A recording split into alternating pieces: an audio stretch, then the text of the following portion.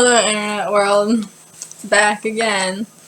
This is a long story, but this is good. This is how I'm gonna do it in the future when I start hitting those long ass stories. So let's continue. What did it matter though? It was only a joke. Tiki wouldn't get any type of handicap code put on his MTU unless he asked, or unless too many people complained. And who was going to make a complaint on him for something like using the stairs? That didn't affect anyone else. With a crazed leap, skipping over the last 5 stairs on the lowermost flight of steps, he landed in the tiny lobby. A square of floor space hardly large enough to stand on in between the first staircase and the main door. In half a heartbeat, he grabbed the handle of the heavy imitation stained glass door, and with his full weight and momentum behind it, he jerked the door and sent it flying open. While he hurried out, down the stoop, and onto the sidewalk. How many times that door probably would have shattered if it was real glass. Tiki raced out around the corner of the stoop, and instantly set his green eyes on the yellow and silver of his motor scooter.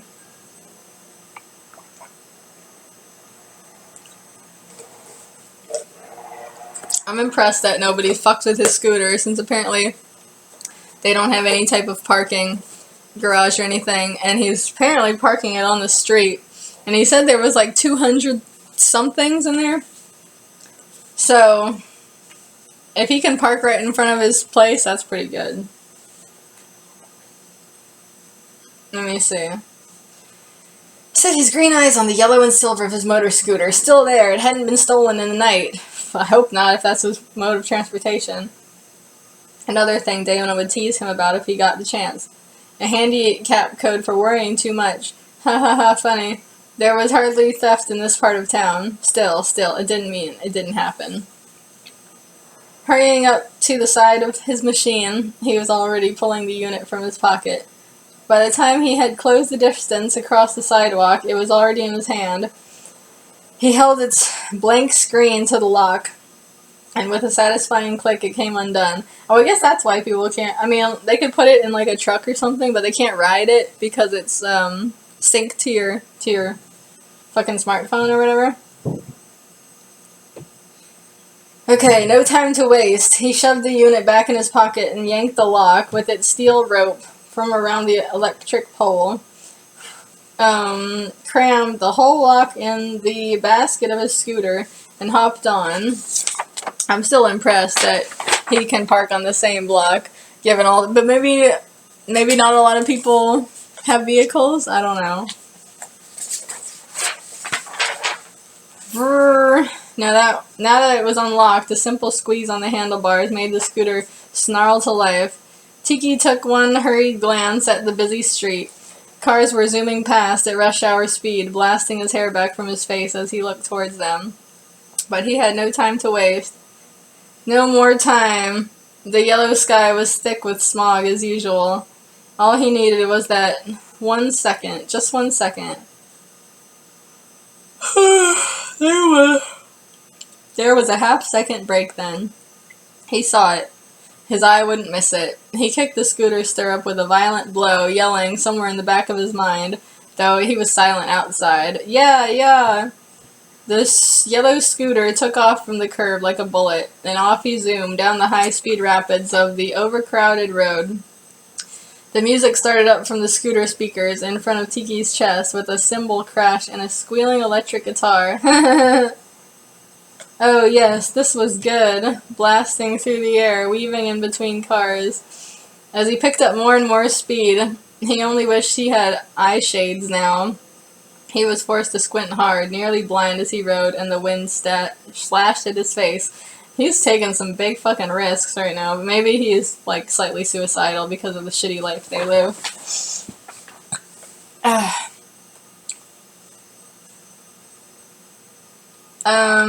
Finally, he felt the anxiousness of that morning melting away. He looked a glance at the clock on his handlebars. Only 8:11 now. He was gonna make it. Good God, too. He loved the music. I wonder if it's like considered like if rock and roll is considered retro in this world like it is here, or if this is an alternate universe where rock and roll is still in. He said that he liked to tease his hair. He has long hair and he liked to tease it and stuff like that, but he could just have like a retro taste or like a unusual taste. You never know. Blah blah blah blah. Another thing the subculture hated, but he couldn't help but have affection for. It was like a certain food with an especially succulent taste. He just gravitated towards it. It wasn't the music's fault, after all, that the stores packaged it under the goofy title of New Old Rock. It was easy enough to get a hold of, but he had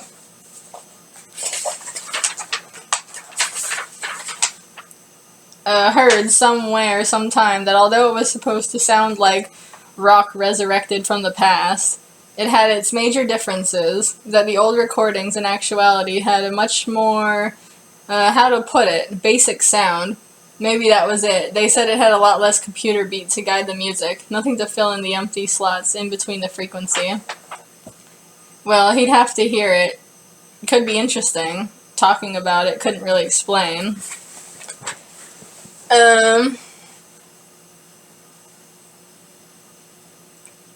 He hit his exit on the road and zoomed off in that direction, the billboards all along, blanketing either side of the street.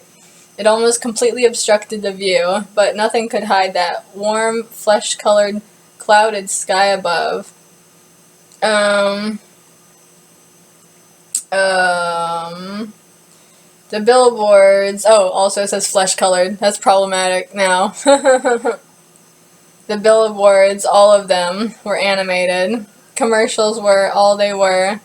The same as were in-the-house TVs, subway TVs, elevators, and all the rest.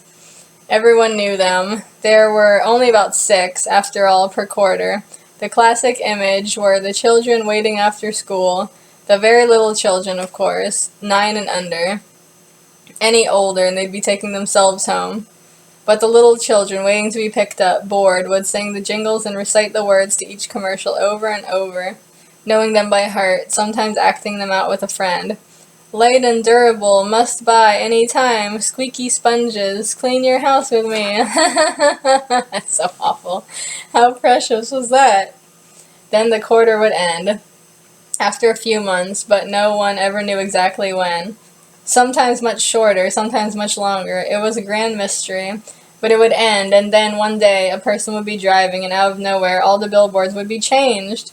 All new commercials. Could you imagine the excitement? In Tiki's building, on his floor, there was a room where they would throw new commercial parties. He was never... he would hear the noise and see their poster on the door. He was never... invited, of course. He didn't know them. It wasn't as if you could just walk over and knock and introduce yourself. What for? They'd be so startled and confused. They'd probably call the police. They'd probably call an arrest for either insanity or harassment. That's fucking real. You didn't pull down your pants in public, and you didn't do that. The billboards flashed brightly and moved and talked, rising up in giant height like a movie theater. Like movie theater screens all around. Tiki knew them all so by heart that the voices completely washed off his ears. His eyes remained squinted forwards on the road, and he could listen to his music solely. And yet he put a bit more effort into it. In addition to the commercials, with all their logos in the corners of the screens, there were 3 or 4 other ads that played on these big screens, on the sides and insides of the buses and trains, on the sides of buildings, and the backs of people's driver's seats in their cars, if they turned those on. Anyway, anywhere there was a screen, these ads had the fair chance of running. And they were not just any, they were the PSAs. Oh, I remember what's about to happen. Like the regular ads, Tiki mostly had them memorized and ignored. They were made to be more sad than the commercials. Music of the heartbreak genre playing, usually soft and slow piano, and sick or homeless people simply staring straight into the camera, looking miserable while the text flashed over their image, indicating the specific purpose of the ad. When Tiki stopped and thought specifically about it, sure, why not? It was sad. But he could hardly worry when he was in a rush. But there was one, a new one this quarter, that gave Tiki a shock he hadn't had in a while. He nearly crashed his scooter the first time he glimpsed it on the road. It was just so disgusting. The freezing, full-body nausea that hit him was enough to cause panic. It was a very short clip of film, which looped indefinitely. It showed a group of emergency workers, their identifiable sky blue shirts splattered with blood, all grabbing and pinning down a woman who was struggling and shrieking in the most horrible way. Her face was completely gone. All the skin had been shredded away, and what was left was an unfathomable, massacred mess of blended, chopped blood and muscle. But she was alive. She was alive and kicking and screaming, or trying to kick. She couldn't do much against the hands of the whole group. And one of them, near the top, you could see, was picking at the bloody shreds with a long, thin pair of tweezers. Don't drink and drive, or this may happen to your little girl, the text read. Holy shit. Now Tiki had not wanted to think about it, but that brought it on. And once he did think of it, it was like a wasp flying into his mouth. It hit hard and fast and sudden. He shook his head frantically and blinked his eyes. God damn, he even spit to try and get the imagined taste out of his mouth. Why did he let himself even think about it? Just thinking about it, his heart beat 4 times as fast. His ears felt stuffed, his bladder was ready to burst. He wished his whole body could burst, just to let this feeling out and make it go away. Yeah, it's some pretty harsh shit. I remember that being, like, one of my fears, is that, like, because things were getting, like, more and more and more graphic, you know? And, like, I was just, like, they're just gonna, like, show, like, they're just gonna be showing everything, like, in commercials. You know what I mean? Like, ads that just pop up everywhere and that you can't avoid.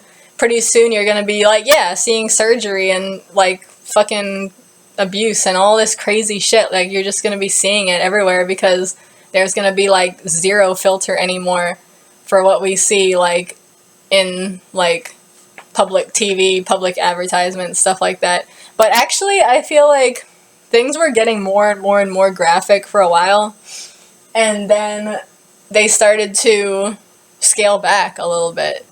So, I mean, you still can pretty much see anything, but, like, I don't know. I think it hit a wall for now. Things probably will get more graphic in the future. I think that, you know, it's just the nature of our culture, how it's like, you know, like, things started off, like, really, really censored, you know, when, like, TV and everything, movies first came out, and then gradually it's like, they're showing more and more, you know. But, I mean, at a certain point, I mean, I think, like, graphicness is kind of, like, finite, you know? Like, you can only, like, once you've shown a certain level of stuff, because it's like every time you show something fucked up, everything else in that same, like, type, like, on the same level as fucked upness, like, if you show one murder, then it's like, you're open to showing all murders. If you show one, like, person being, like, stabbed or something, you can show all the stabbings. Like, everything you show, it opens up, like, this whole area, you know? So after you've shown so much stuff, like, when do you reach the point where there's nothing else new to show? You know what I mean? Like, I don't think we've reached that yet. Like, I don't think that they've shown everything on TV and movies. Well, maybe in movies they have. But I don't think we've reached everything. Like, I think there's still some things that you don't... Well, okay, I think everything has been shown at some point in a movie somewhere, because there's so many movies. But, like, as far as, like, TV commercials, like, publicly seen, like, movies are different, because I think people more assume that, like, oh, if you watch a movie, that's on you. Like, you chose to watch that movie and stuff. You picked it out and everything. But TV and commercials, especially commercials, like, I don't know, like, I feel like we've gotten pretty close to, like, showing everything you can show, but not all the way, like, and even if it has, it's not common yet. It's like, okay, so even if they did show, like, for example, I don't want to count the news in there, because the news is kind of unique, but it's just like, yeah, I don't know, if there was a commercial that showed, like, somebody's hand being cut off or something like that, and it was real or whatever, and it's like, that doesn't mean it's commonplace, though. Like, it might have just been that one time, and it doesn't mean it's gonna happen again anytime soon, you know? Like, I don't know. Anyways, where am I? Let me continue. The sounds were the worst, the screams of that woman. He had never heard anyone ever make sounds like that. The stern, low voices of the workers. He could never make out any words they said. They were all drowned out by her. The sound of that scream. It was not like from a movie. He was hearing it now. No, get it out. It was a wild animal dying shriek that erupted out from the guts and the lowest possible depths of her lungs. Tiki found himself panting now. He kicked his stirrup violently, brutally, as if all the horrible, festered emotions inside of him were the scooter's fault. Kick it up 10 or more miles per hour. Oh, 10 more miles per hour. I was like, 10 or more? That's pretty slow. Kick it up 10 more miles per hour. 85 now. They don't have no fucking highway patrol in this world? And up the volume on his music. Maybe that would purge it, blank his mind, cool his veins, make the erect goosebumps all over him lay down now. Please, God, he needed it. From his left side, sharply out of space, there was the deafening blare of a horn. He jumped and then swerved a bit to the right. God damn. He guessed he'd drifted. He locked his eyes dead ahead. No fucking around. He could not let himself see that commercial, no matter what screen it was on. Thinking about it messed him up badly enough on its own. All he could hear right now was his blasting music, and the traffic around him, as it should be. If he saw that sign, he really might crash. Yeah, it's fucking dangerous to show people disturbing shit on the road. You know what, even when I'm driving and I see some of the billboards on, I mean, it's nothing like this, you know, but some of the billboards they have are just, like, really, really distracting, and I'm just like, it's not disturbing, it's just distracting, but I'm just like, and another thing, a lot of billboards have a lot of text, and it's just like, I'm not going to be reading all that while I'm driving, like, maybe it's for, like, people in the passenger seat or whatever, but still, it's just like, I'm not one of these people who's going to tell, like, people, like, oh, you shouldn't do this, shouldn't do that. I think there's too many people out there right now trying to, like, you know, put rules to every fucking little thing. But at the same time, I'm like, is this a good fucking idea? I don't think it's a good fucking idea to have all these distractions while you're trying to drive or ride if you're on a motorcycle or something, like apparently he is. Anyways. And yeah, all these emotional, like, advertisements, you shouldn't be making people feel emotions when they're trying to control a vehicle. Like, you should just allow people to be, blankly unemotional. Then when they park, and they're, you know, standing on their own 2 feet, and then when they're in a safe area like that, then you can bring on these stupid-ass emotional, like, manipulative bullshit. But when people are driving, and you're trying to, like, force them to have emotions, like, don't you think that's kind of dangerous, you know? I think that was probably the point I was going after in this story. But yeah, I still believe it to this day, because it's fucking stupid.